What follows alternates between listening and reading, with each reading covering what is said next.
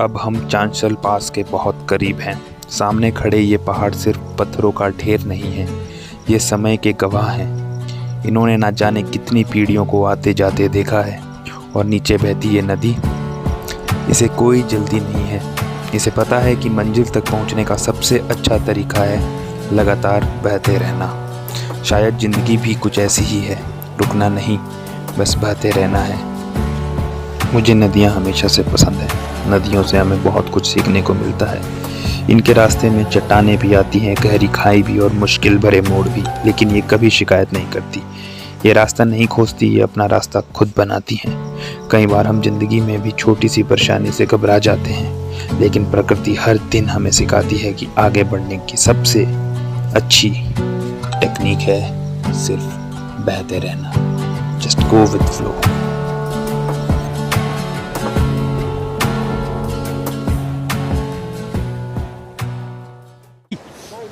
सिंदूर, बिंदी, lipstick है और क्या होता है वो क्या होता है जो श्रृंगार और कुछ बस ये रही श्रृंगार रही है। आधा घंटा हो गया हमारे को यहाँ पे खड़े हुए। हाँ सालो वेरी तो करा मैं कहा पता नहीं क्या नहीं ध्यान नहीं है यार। भाई आप वीडियो बना भी रहे हैं, बस शो के लिए लगाया हुआ है। शो के लिए अभी तक चलाया हुआ है जी, इसके बाद बनाऊंगा। पता लगे रात होगी ओ आप बनाऊंगा। चलो चलो बैठने दो जरा सर को पहले। भाई ये फोन है कि डिस्प्ले लगवाई है? फोन है ब्रो। देर ना हो जाए कहीं, देर ना हो जाए। ये क्या लटक रहा है फुफड़ा जा नीचे? ये इधर रहो, इसको ऐसे लगा दो। नाड़ा रहेगा आज। नाड़ा है ये इसका।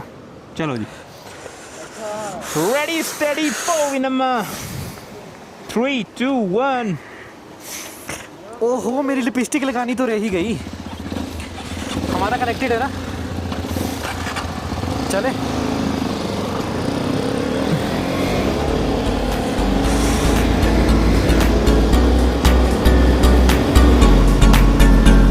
वाह वाह क्या बात है भाई।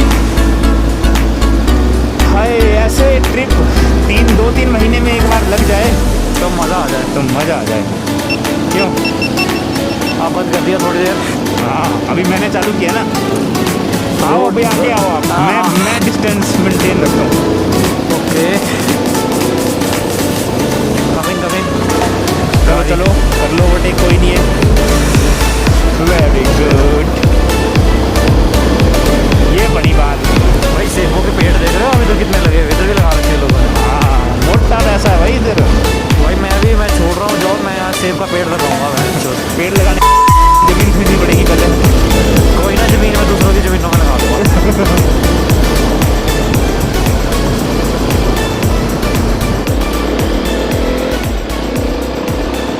ओके तो सबसे पहले मेरा क्वेश्चन है आपकी अरे माँ यस दी एडवेंचर के लिए कि आपकी बाइक का ओवरऑल ओनरशिप एक्सपीरियंस कैसा है। मतलब कितने % आप अपनी बाइक से खुश हैं और कितने % आप अपनी बाइक से ना खुश हैं। देखो ऑनेस्टली बताऊँ तो मैं अपनी बाइक से 95 to 96% जो हूँ मैं खुश हूँ। ओके 3 to 4% मैं खुश इसलिए नहीं हूँ क्योंकि कुछ इस बाइक के कॉन्स वगैरह भी है। जैसे फॉर एग्जांपल ये बहुत ज़्यादा वेट है इस बाइक का, ओवर वेट है बाइक, ठीक है। इसका कर्व वेट बहुत ज़्यादा है। हाँ लिटरली अगर आपको ट्रैफिक में या कहीं पे आप फंस जाओ या बाइक गिर जाए गलती से तो बहुत दिक्कत आती है इसमें। ओके सेकेंडली चीज़ इसमें मेरे को जो ठीक नहीं लगी वो है इसके ट्यूब टायर्स। ओके भाई ट्यूबलेस होते तो क्या ही बात होती, पंचर की मेरे को टेंशन हमेशा रहती है इसमें। हाँ और तीसरा एक और चीज़ मेरे को जो इसमें ठीक नहीं लगती है वो है इसका लो एंड टॉर्क। हाँ वो भी कुछ ज़्यादा है नहीं है, बार बार ऑफ रोडिंग में गियर चेंज करने पड़ते हैं मेरे को। तो थोड़ा ये रहता है। Just a second. River crossing हो गई भाई। ये गजब नज़ारे भाई। अब डिस्टेंस मेंटेन करके चलना। हाँ बस तो अच्छा ये कॉन्स है। और अगर अपार्ट फ्रॉम कॉन्स, अगर if I talk about like pros और समथिंग, तो भाई इस बाइक का प्रोज तो इतने सारे हैं, मैं कितने ही गिनवाऊँ। ओके मतलब पावर में एक नंबर, सस्पेंशन लेवल इसका एक नंबर है, हाईवे Okay. टूरिंग पे एक नंबर है, ओके और इसका मतलब सीटिंग पोजीशन भी ठीक है। ठीक सिर्फ उनके लिए जो कि मतलब लाइक 6 इंच या 5 to 9 या 5 to 8 है, उनके लिए ठीक है। हाँ अबव फ्रॉम दैट लाइक अगर 6.1, अगर आपकी 6.2 इतनी हाइट है तो इसका फुट पैक की पोजीशन उस हिसाब से नहीं बनाएगी, आई मीन टू से बहुत मतलब ज़्यादा ऊपर है इसकी फुट पैक की बहुत ज़्यादा पोजीशन। ऊपर है। ओके तो अगर आपकी हाइट 6'1 या 6'2 है तो you want be able to ride this bike Comfortably. या comfortably for long distance touring ना। एग्जैक्टली। ओके सो अगर आपकी मतलब हाइट 5'9'6" है तो it would be enough. Okay और सस्पेंशन तो क्या ही कहते हैं, सस्पेंशन इसकी पावर अभी तक मैंने 12,000 आया है, almost like return more than 12,000 okay and like हाँ मैंने इतने क्लॉक कर दिए हैं इसमें, और यू नो भाई 1% भी कोई प्रॉब्लम नहीं आई इतनी। जहाँ मैं ले गया इसको मैंने मतलब बहुत जगह चैलेंज भी करवाया इस बाइक से। अच्छा बहुत मतलब भाई ऐसी जगह भी गई है जहाँ पे इम्पॉसिबल लाइक ऐसा टेरेन भी मैंने कवर किया है। ओके तो मतलब भाई वहाँ पे कभी इस बाइक ने मुझे ऐसा फील नहीं करवाया कि नहीं यार, कभी रिग्रेट नहीं हुआ, मतलब मुझे ऐसा कभी इस बाइक ने फील कराया ही नहीं यार। ओके मतलब एक नंबर, हर चीज़ में एक नंबर। इवन यू नो इसकी आफ्टर सेल सर्विस भी काफ़ी नेगेटिव पॉइंट्स है वैसे मार्केट में कि आफ्टर सेल सर्विस जावा एसडी की इतनी खास नहीं है। But, मैं आऊँगा धीरे धीरे उस पॉइंट पे भी हाँ आऊँगा। लेकिन ये है कि क्वेश्चंस रखे हैं मैंने, हाँ हाँ तो मेरा जो मतलब अभी परफॉर्मेंस से तो आप खुश है ना? एक number 95%। 90 for performance I would rate him it 100। ठीक है 100 आउट ऑफ 100 और 10 Okay. Out of 10। तो मेरा जो दूसरा क्वेश्चन है कि रियल वर्ल्ड में और सिटी में और हाईवे में हाँ। और रियल वर्ल्ड सिचुएशन में ये कितना माइलेज देती है आपको, सी और कंपनी क्या क्लेम करती है?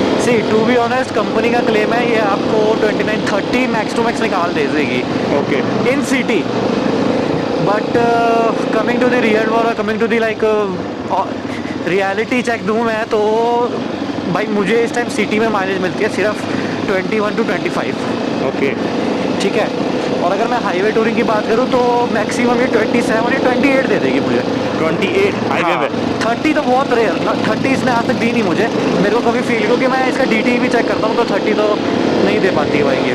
ओके क्योंकि मतलब 27-28 मैक्स है इसकी, उससे ज़्यादा नहीं दे पाती भाई ये। ओके हाँ तो ये है इसका माइलेज एक्सपीरियंस। अच्छा, मेरा थर्ड क्वेश्चन है कि इंजन परफॉर्मेंस को आप 10 में से कितने मार्क देंगे, और हाईवे में इसका परफॉर्मेंस कैसा है, और लो एंड टॉर्क में कैसा है परफॉर्मेंस?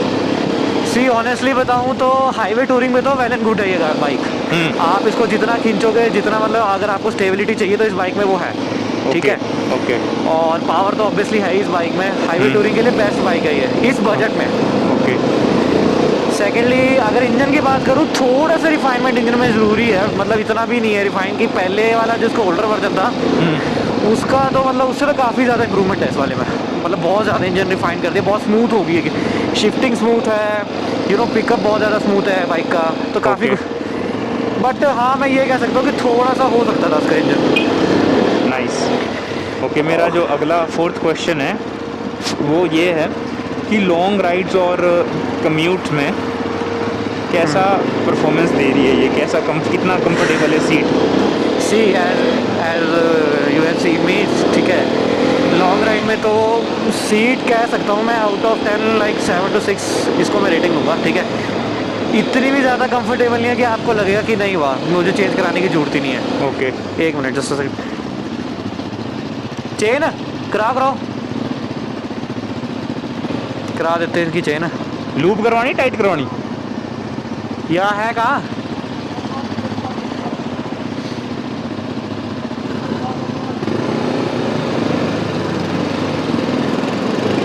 सीट कंफर्ट, व्हाट हाँ, तो- about daily commute, highway ride and city commute? Daily commute में आपको बहुत दिक्कत आएगी इसमें, क्योंकि एक तो बहुत ज़्यादा कर्व वेट है बाइक का। अच्छा, सेकेंडली इसकी हाँ इसका वेट भी, और इसकी यू नो यार एक यहाँ पे क्या हुआ?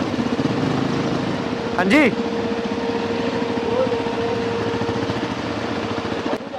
दोस्तों ऋतिक भाई बार बार परेशान हो रहे हैं। कैसे? कभी वो चेन टाइट करवाने के लिए रुकते हैं, कभी वो चेन में स्ट्रेंज आवाज़ आती है तो किसी मैकेनिक को ढूंढते हैं। तो हाँ, बाद में हमें पता चला कि इनकी ये जो सिचुएशन है ये चेन प्रॉपर तरीके से ल्यूब ना होने की वजह से हो रही है। अगर आप किसी राइड पर जाने वाले हैं तो कृपया राइड पे जाने से पहले अपनी बाइक का अच्छे से प्री इंस्पेक्शन कर लें। जो हमारे मित्र हैं बड़े परेशान रहे राइड पे और उसकी वजह से हमारा पूरा ग्रुप परेशान रहा। तो आप हमेशा ध्यान रखें, राइड पे चलने से पहले आप अपनी चेन, अपने टायर प्रॉपर चेक कर लें, कहीं टायर में कोई कट फट तो नहीं है, कोई पंचर तो नहीं है।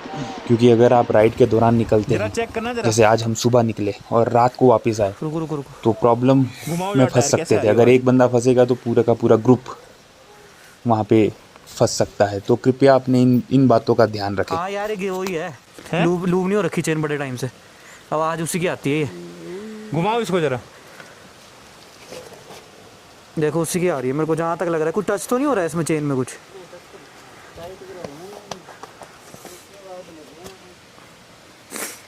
ज़्यादा तो नहीं करती टाइट? चेक करना। ठीक है ठीक है यार, इतनी तो नहीं है टाइट। टेढ़ी करना।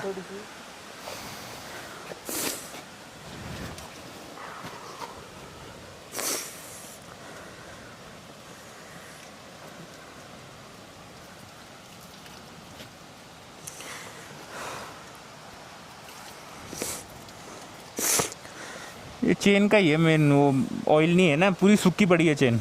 यहाँ तो मिलेगा भी नहीं कहीं ना, यहाँ रिमोट एरिया। सिद्धांत भाई राइड पर तो आए हैं, पर ऑफिस वाले सिद्धांत भाई का पीछा नहीं छोड़ रहे हैं। बार बार सिद्धांत भाई को फ़ोन करके परेशान कर रहे हैं। बेचारे की पूरी राइड स्पॉइल हो रही है। Am I connected? Hello. हाँ जी, Yes. हो गया? So yeah. ठीक है, तो प्रश्नावली शुरू करूं? हाँ जी मनीष जी बोलिए। हेलो।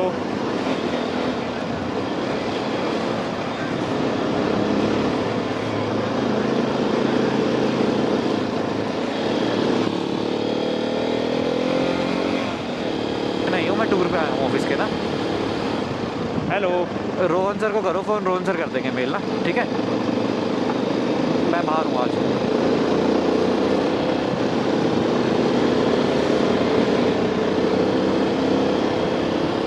हाँ जी।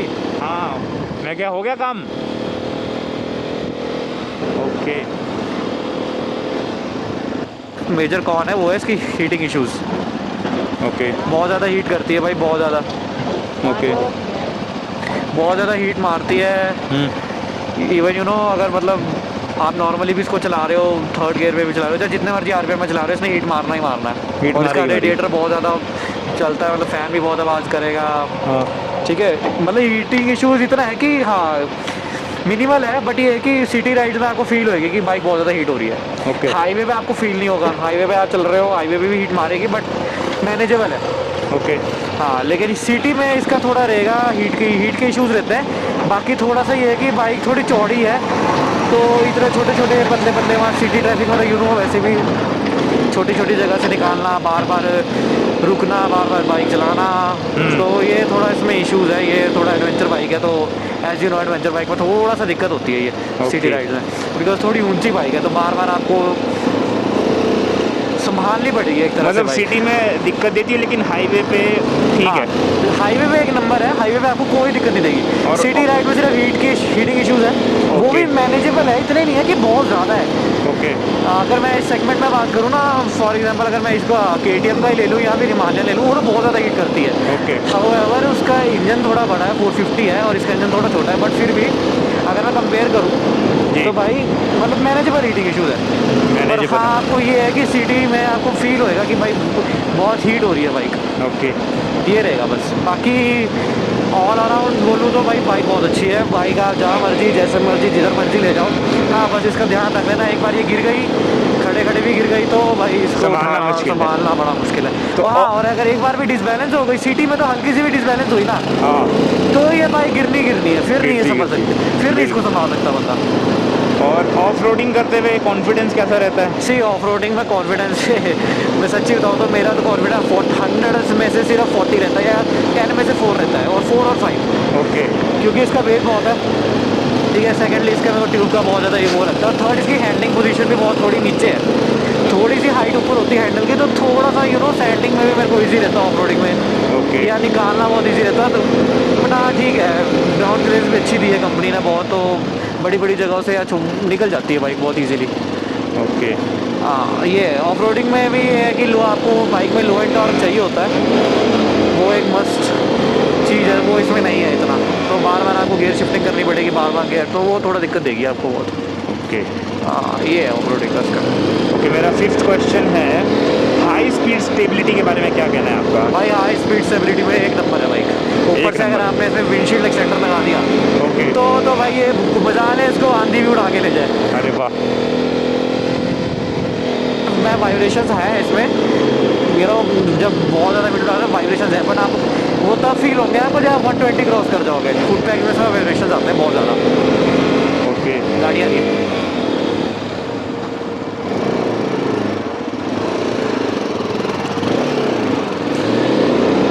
तो ये है, बाकी इसमें स्टेबिलिटी भी एक नंबर है, इसके हैंडल की बहुत बढ़िया स्टेबिलिटी दी है कंपनी ने। और ये है मेरा 6th क्वेश्चन है, बाइक की build quality plus fit and finish and reliability से आप कितने सेटिस्फाइड हैं? सी सो फार मैं रिलायबिलिटी से तो मैं बहुत खुश हूँ, ठीक है। मेरे को मैंने इतने ज़्यादा किलोमीटर क्रॉप कर दिया, मुझे कोई दिक्कत नहीं आई। So reliability I would like to give 10 out of 10, ठीक है। फिनिशिंग में भी 10 आउट ऑफ 10 है, कोई ऐसा मुझे कहीं से लगा नहीं कि हाँ भाई यहाँ पे कुछ कमी रह गई या कुछ वैसा, उसमें भी मैं 10 आउट ऑफ 10 ही दूँगा।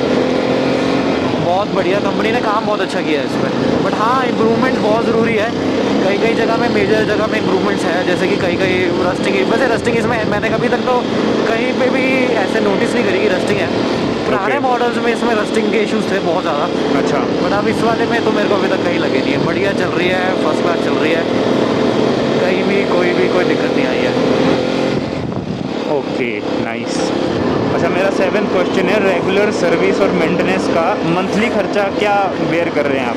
See it totally depends upon you, ठीक है। आप कैसे अपनी मशीन हैंडल कर रहे हो, आप कैसे अपनी मशीन मेंटेन कर रहे हो। टाइम टू टाइम अगर मेंटेनेंस रहेगी तो मशीन भी आपसे खर्चा मिनिमली मांगेगी। ओके। ठीक है, अगर आप कर रहे हो कि भाई बस चलाई जा रहे हो, मेंटेनेंस मशीन में बिल्कुल भी नहीं है, ओके, तो फिर दिक्कत करेगी, फिर बाइक एक ही बारी खर्चा मोटा ही मांगती है फिर। बेसिकली आप टेक केयर करोगे बाइक की तो खर्चा कम मांगेगी। हाँ एग्जैक्टली, इसकी केयर बहुत ज़रूरी है क्योंकि बड़ा सीसी है, ठीक है। और आप अगर घूमते फिरते हो, अगर बाइक चलती भी ज़्यादा है तो केयर बहुत ज़्यादा ज़रूरी है, खासकर तो जावा एसडी बाइक्स की बहुत ज़्यादा केयर ज़रूरी है। अगर आप केयर नहीं करोगे तो दिक्कत देगी, और दिक्कत देगी तो फिर आपको बहुत मेजर इशू फेस करना पड़ सकता है। कहीं भी कुछ स्टैग्नेंट हो गया, कहीं कुछ होगा तो यू नेवर नो। नाइस। तो ये अच्छा, 8th क्वेश्चन है मेरा, स्पेयर पार्ट्स की अवेलेबिलिटी कैसी है? क्या स्पेयर पार्ट्स इजीली मिल जाते हैं या waiting? See I was coming to this point before. Spare parts की अवेलेबिलिटी अभी तक मुझे कोई ऐसी फेस नहीं हुई है, ठीक है। एज यू नो अभी कंपनी जो है ग्रोइंग ब्रांड है ये, ठीक है। तो स्पेयर पार्ट्स की अवेलेबिलिटी उतनी भी अच्छी नहीं है कि मैं बोलूँ कि हाँ आपको रेडिली अवेलेबल मिल जाएंगे सारे पार्ट्स हर डीलरशिप में। कोई डीलरशिप ऐसी है कि आपको हर एक पार्ट मिलेगा, और कोई डीलरशिप ऐसी है आपको बिल्कुल एक नॉर्मल सा छोटा सा पार्ट भी लेना होगा वो भी नहीं मिलेगा। तो ये है, अभी कंपनी ग्रो कर रही है, कंपनी अपने डिस्ट्रीब्यूटर कर रही है आगे, ठीक है, एक्सपैंड कर रही है, अपना नेटवर्क एक्सपैंड कर रही है, और डीलरशिप्स खुल रही है। तो धीरे धीरे इनका जो है आफ्टर सेल सर्विसेज और स्पेयर पार्ट्स अवेलेबिलिटी बढ़ रहा है, धीरे धीरे हो रहा है। कहाँ को है रास्ता? ओके, ये है इसका। बाकी ये है कि हाँ स्पेयर पार्ट्स अवेलेबिलिटी के लिए मैं 10 आउट ऑफ 6 दूँगा। ओके। 9th क्वेश्चन है, आपकी भाई क्या बचाया मैंने, आए भाई साहब ऐसे ब्रेक मार देना, भाई ब्रेक ही बड़ा खतरनाक मारता है। चांचल बाश आ गई है, चांचल बाश आ गई है। मैं और सिद्धांत भाई एक दूसरे के साथ बातचीत में लगे हुए थे और चांचल पास के रास्ते की जिम्मेदारी हमने ऋतिक भैया के हाथ में सौंपी थी, क्योंकि वो पहले भी यहाँ आ चुके हैं। लेकिन पता नहीं शायद वो रास्ता उनके दिमाग से छूट गया, क्या हुआ, और हम करीब 10 किलोमीटर आगे निकल आए। फिर हमने वापसी की और आखिर में सही रास्ता पकड़ लिया।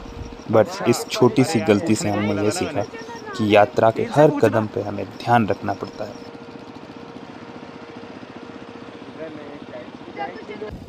9th क्वेश्चन था मेरा ना, सर्विस सपोर्ट कैसा है? सर्विस सपोर्ट को लेके आपका क्या कहना है? भाई आप बहुत पीछे रह गए, क्या माइक डिस्कनेक्ट हो गया था? भाई मैंने मैप नहीं लगाया हुआ, मैं बंदों से ही पूछूंगा अब। ओके, मेरा लास्ट सवाल है आपकी एसडी एडवेंचर को लेकर। या फिर आपकी पर्सनल चॉइस को लेकर कि अगर आपको अभी यही बाइक, मतलब कोई बाइक अगर दोबारा खरीदनी हो हाँ तो वो कौन सी बाइक होगी और क्यों होगी? सी वो टोटली मेरे बजट पे डिपेंड कर होता है, ठीक है। अगर मेरा बजट हो somewhere like somewhere around 4 lakh तो मैं लूँगा KTM 390 ADV बाइक। अरे वाह, ultimate beast on road bike, क्या मतलब तो मज़ेदार, सबसे मज़ेदार बाइक लगती है मेरे को अगर मेरा बजट है तो। और अगर मेरा बजट है यही अगर 2 लाख 250 नॉट 2 लाख 2,50,000 पे 2 लाख 80 और 3 लाख तक, ओके। तो मैं लूँगा फिर अपनी यही जावा ये एडवेंचर। ये बाइक जब आप चूज़ कर रहे थे तो आपके माइंड में क्या थॉट थे? मतलब आपने डेली कम्यूट को प्रेफरेंस दी या आपने हाईवे टूरिंग को प्रेफरेंस दी? मैंने एडवेंचर ली तो मैंने प्रेफरेंस हमें उसको घूमने फिरने को ही दी, हाईवे टूरिंग लॉन्ग राइडिंग, तो इसी को मेरी प्रेफरेंस थी। सिटी कम्यूट एंड ऑल तो बाद में था, लास्ट में लिस्ट में मेरी। अच्छा, वो भी देख ही लेंगे। टिकरी पहुंच गए हम शायद। ये टिकरी है क्या? हाँ मेरे को लगता है यही है टिकरी। ये जो छोटी सी गलती अभी हमसे हुई, इस वजह से हमने 10 किलोमीटर आगे चले गए और वापस हमें 10 किलोमीटर आना पड़ा, जिस वजह से हमारा लगभग आधा घंटा वेस्ट हुआ। तो हमेशा आप ये बात ध्यान में रखें कि अगर आपको रास्ता नहीं पता है तो आप या तो गूगल मैप लगा लें, और अगर मैप नहीं लगा सकते, नेटवर्क का प्रॉब्लम है, तो लोकल लोगों से पूछते पूछते। अगर आप गलत रास्ते में भटक गए, आगे पेट्रोल नहीं मिला, बहुत सी प्रॉब्लम्स हो सकती हैं। तो हमेशा इस बात का ध्यान रखें कि लोकल बंदों से पूछते हुए ही आगे बढ़े। तो यहाँ से गलत आ गए थे हम। हाँ 2 किलोमीटर जाना है अभी हमारे को, और कोई बात नहीं।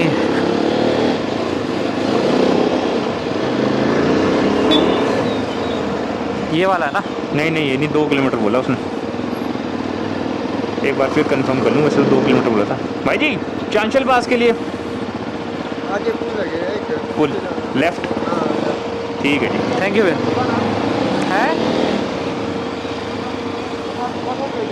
क्या कह रहे हो? चेन रोक लेते हैं आगे फिर। क्या हुआ? चेन करा रहा है वो, ठीक है यार। ओ यार धीरे चलते हैं।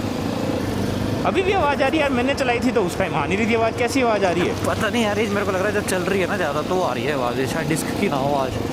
मेरे को चेन की तो नहीं लग रही, डिस्क की भी लग रही है, डिस्क की भी हो सकती है।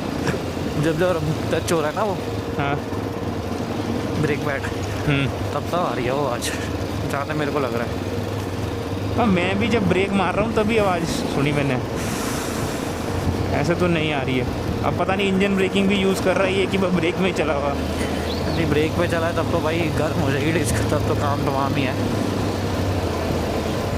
1 मिनट कॉल आ रहा है मेरे को। हाँ जी भैया, हाँ जी। तो भाइयों, एक बात की गांठ मार लो अपने जहन में कि जब भी आपको राइड पे निकलना है तो राइड से एक दिन पहले शाम को प्रॉपर अपनी बाइक को चेक कर लेना है। हो सके तो एक बार सर्विस सेंटर विजिट करके आ जाओ, क्योंकि अगर आपकी बाइक राइड के दिन प्रॉब्लम क्रिएट करती है तो सिर्फ आपकी बाइक रुकेगी नहीं, पूरा ग्रुप रुकेगा, और जो प्लानिंग हमने की है वो उस हिसाब से नहीं होगी। तो अपनी वजह से किसी और को प्रॉब्लम में मत डालो। हमेशा अपनी बाइक को प्रॉपर इंस्पेक्ट करो राइड पे जाने से पहले। तो रास्ता भटकने के बाद हम सही रास्ते पर आ गए हैं और अब हम सही रास्ते पर चल रहे हैं। चांशल यहाँ से लगभग 30 से 40 किलोमीटर है और यहाँ पे हम चांशल के लिए टिकट कटवा रहे हैं जो 50 रुपये पर पर्सन है। हमारी बाइक का 50 रुपये कटा, गाड़ी का शायद हो सकता है 100 रुपये कटेगा। 4 व्हीलर और 2 व्हीलर का अलग अलग रहता है। तो अब हम यहीं से आपको अगली वीडियो में मिलेंगे जहां हम आपको चांशल तक के सफ़र का पूरा रास्ता दिखाएंगे। ये सफ़र सिर्फ दूर तक नहीं बल्कि कई चुनौतियों से भरा है, खासकर बारिश के बाद सड़क की हालत जो बेहद खतरनाक हो जाती है। हमारे साथ जुड़े रहिए क्योंकि हर मोड़ पर एक नई कहानी है, एक नई चुनौती हमारा इंतज़ार कर रही है।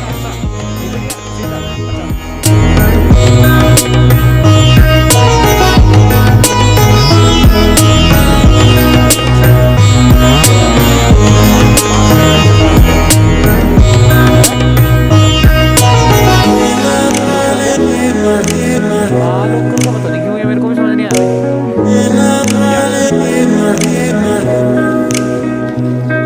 कैसे?